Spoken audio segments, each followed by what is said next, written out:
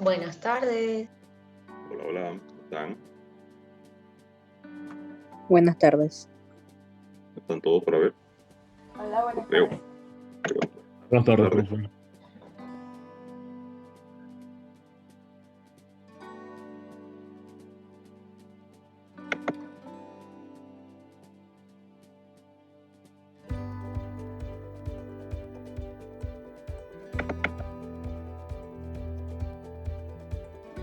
¿Empezamos o esperamos que lleguen los demás? Porque hay 16. Empecemos. Ok, muy buenas tardes, profesor y compañeros. El día de hoy vamos a estar hablándoles del tejido epitelial, en especial el de revestimiento. Siguiente diapositiva. Los tejidos básicos son el epitelial, el conectivo, el muscular y el tejido nervioso, de los cuales está compuesto todos los órganos de las diferentes partes del cuerpo. Los tejidos epiteliales tienen múltiples funciones.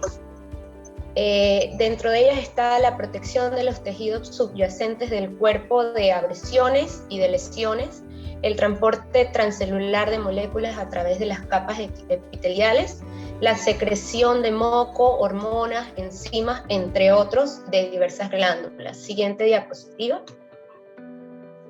Bien, el tejido que les vamos a hablar el día de hoy es el tejido epitelial. Vale la pena revisar este tejido porque si lo conocemos podemos deducir muchas de las funciones de los órganos en los que se encuentra este tejido, y aparte nos ayuda porque la nomenclatura de las neoplasias es parte histológica. El tejido epitelial lo vamos a dividir en dos grandes grupos: el tejido epitelial de revestimiento, del que les vamos a hablar, y el tejido epitelial glandular, que son los que siguen en el grupo. El tejido también puede ser de revestimiento y tener función glandular, es decir, tener un papel mixto. Siguiente diapositiva. Bien, en el tejido epitelial vamos a estudiar a las células varias cosas: la forma, el número de capas, cómo están agrupadas y la polaridad que tienen estas células, como vamos a ver en cada punto a continuación. En cuanto a la forma, existen tres formas básicas: la plana, la cúbica y la cilíndrica. Siguiente diapositiva. Bien, la plana, como vemos aquí en la imagen, son células que en la periferia de las células son delgadas y donde está el núcleo es un poquito más alta. Es un epitelio plano como un mosaico. La otra de las formas básicas es el epitelio cúbico. Lo vamos a definir como aquella célula que es un poquito más ancha que alta. Y el epitelio cilíndrico lo definimos como células más altas que anchas. Siguiente diapositiva. Bien, en cuanto al número de capas, la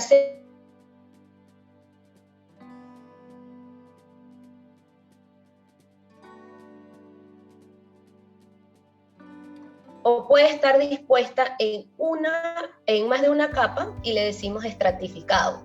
O puede estar dispuesta en una capa, pero pero aparenta ser más de una capa. Entonces les vamos a decir pseudoestratificados. Siguiente diapositiva. Bien, ahora, ¿por qué los epitelios son simples o por qué son estratificados? ¿Cuál es la función de un epitelio simple o de un epitelio estratificado? Bien, la mayoría de las superficies están revestidas por epitelios, y dependiendo de la función que lleva a cabo un epitelio, va a ser el número de capas y la forma, y lo podemos correlacionar pues dependiendo de la ubicación. Cuando es un epitelio simple, como lo dije, es delgada y plana. Esto sirve para que haya un intercambio.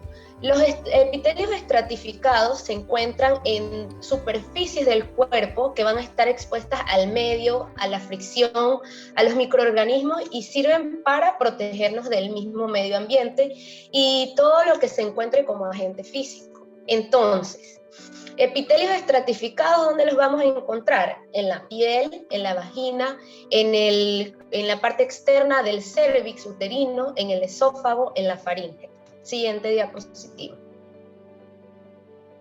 Ahora, ¿por qué los epitelios son planos o por qué son cilíndricos? Cuando los epitelios son planos es el mismo motivo, son planos y delgados para permitir el intercambio de sustancias.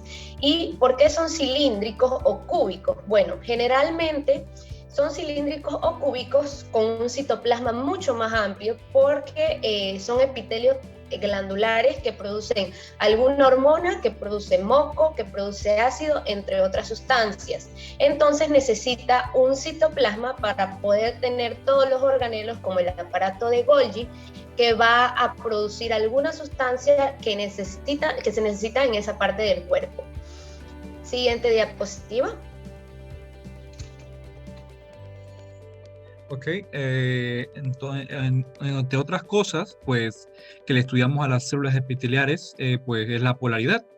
¿Qué quiere decir esto? Pues, las células epiteliales tienen paredes que están en contacto con cosas diferentes. Una de las paredes es el que hace contacto con una célula epitelial, con otra célula epitelial de otra pared diferente.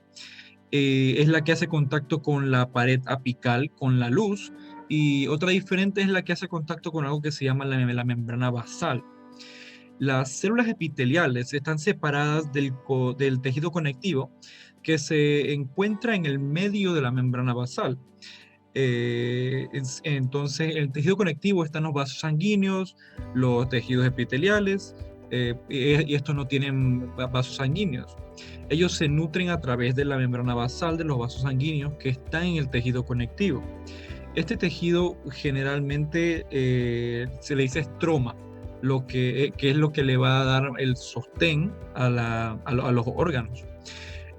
A los epitelios que generalmente hacen la función del órgano le vamos a decir parénquima, se le dice parénquima. Hay estromas como parenquimatosos. Algo como eso no es común, pero sí existe. Lo común es que el estroma sea el tejido epitelial que sostiene y el epitelial sea la parte funcional. Y bueno, cuando vemos una célula epitelial, que una célula epitelial está invadiendo el estroma o el tejido conectivo, eso nos debe preocupar porque no es algo normal y eso da en el caso del cáncer, eso se da en el caso del cáncer. Déjeme mover la perspectiva aquí. Un segundito aquí. Entonces, en el caso del cáncer, cuando el cáncer rompe la membrana basal y se va al tejido conectivo, eso se llama invasión. Y en el caso del cáncer, la invasión pues trae un peor pronóstico a que estuviera del lado de la membrana basal, que se llama el cáncer incito, creo. Entonces, ahora, las caras laterales de las células epiteliales también son especiales porque van a mantener unidas a las células. Tienen unas zonas que mantienen unidas a las células con otra, y estas son las uniones que, a manera de resumen, existen tres grandes grupos de uniones celulares que están acá atrás.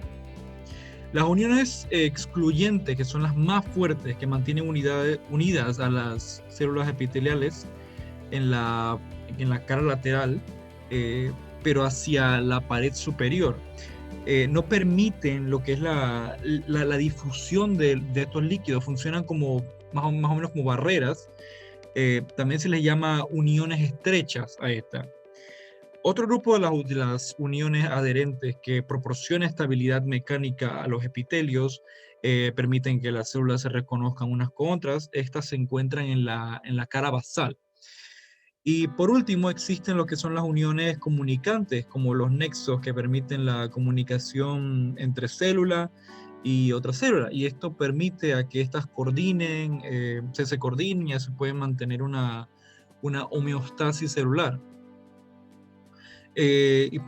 Pues la cara, la cara apical de las células epiteliales, pues es decir, la que está hacia abajo, ¿sí? También puede tener características especiales que tienen los epitelios, como la piel, la epidermis, una capa de queratina, entre otras, pues. Ya, bueno, como le dijimos también al inicio, una ventaja de conocer los tejidos básicos es que lo podemos correlacionar con la nomenclatura de las neoplasias. Cuando estamos hablando de que una neoplasia viene de un epitelio de revestimiento, si es benigna le decimos epitelioma es el nombre, sí. Pero si esta neoplasia es maligna se le va a llamar carcinoma.